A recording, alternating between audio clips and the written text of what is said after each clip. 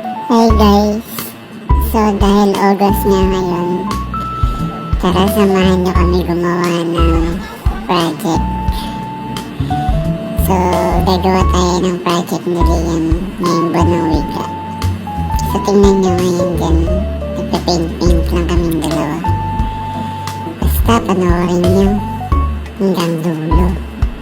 Yan yung ganda, panoorin po ni Liam dyan, pero nanggugulo lang siya.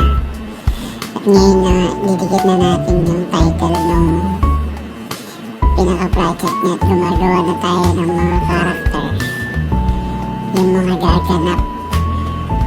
Panoorin nyo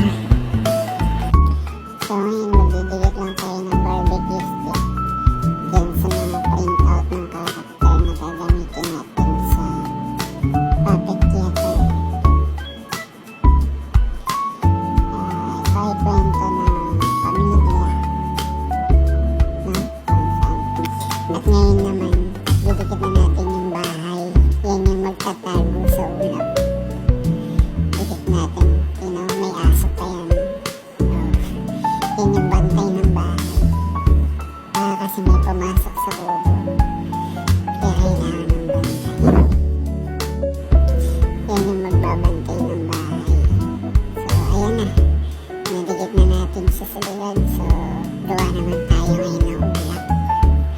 Ito yung ulap na magsisilbing cover din sa bahay. Yun kasi yung kwento Kwento ko to, yung pakialaman, manood ka lang. So yan, didikitan lang natin kabilaan para hindi maubos. Tapos ngayon, assemble na natin siya. Tingnan natin kung paano yung magiging pacing ng mga character doon sa mismo theater. So charan, yan na siya.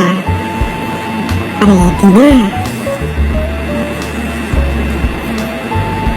So lahat ng ginamit natin dyan ay recycle lang, karton. Ayan. So sa lahat ng gustong gumaya, panoorin nyo na lang yung video.